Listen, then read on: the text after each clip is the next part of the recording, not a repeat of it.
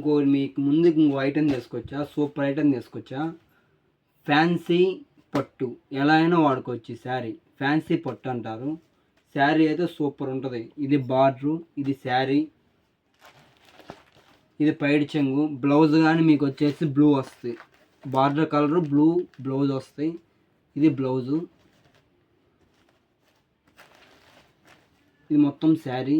Colours కానీ చాలా ఉన్నాయి. కలర్స్ కానీ చూడండి, అద్భుతంగా ఉంటాయి కలర్స్.